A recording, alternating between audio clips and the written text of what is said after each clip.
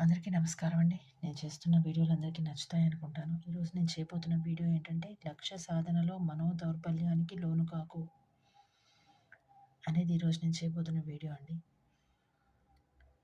జీవితానికి ఒక లక్ష్యం అనేది అవసరం. ప్రతి మనిషి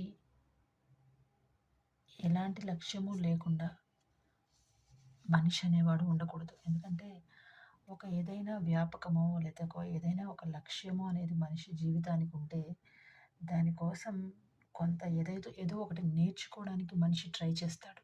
నేర్చుకోవడానికి, సాధించడానికి మనిషి ట్రై చేస్తాడు. లేదంటే ఐడియల్‌గా ఖాళీగా కూర్చొని ఎలాంటి వ్యాపకం లేకుండా సమయాన్ని అలా వృధాగా చేస్తూ ఉంటాము. దానివల్ల ఏంటి ఉపయోగం అంటే గనక ఏ ఉపయోగము ఉండదండి. అందుకే పెద్దలు ఏం చెప్తుంటారంటే, పెద్దలని కాదు జనరల్‌గా హ్మ్. కొన్ని శాస్త్రాల్లో కావచ్చు, కొంతమంది ప్రవచనకర్తలు కావచ్చు, ఏం చెప్తుంటారంటే ఎప్పుడూ ఏదో ఒకటి నేర్చుకుంటూ ఉండాలి. అది ఏదైనా కావచ్చు.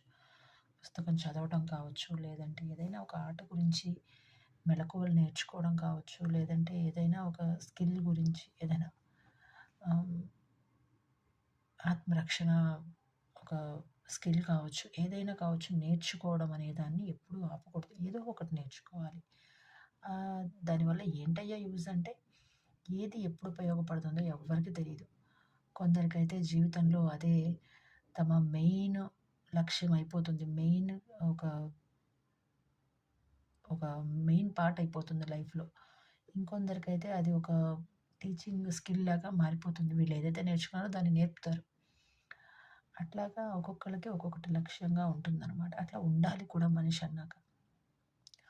అలాగా లక్ష్య సాధనలో మనో దౌర్బల్యానికి లోను కాకు అంటే, మన మన లక్ష్యం ఏదైనా కావచ్చు.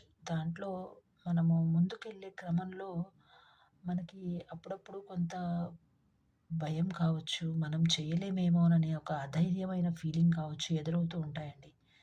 ఎందుకంటే గనక మనం ఏదైనా సాధించాలి అనుకున్నప్పుడు, మనం మొదలుపెట్టిన దగ్గర నుంచి మనం సాధించే వరకు మనతో అందరూ తోడుంటారని అనుకుంటాం. కానీ కొంత సమయం వరకు వచ్చాక ఎవ్వరు తోడుండరు.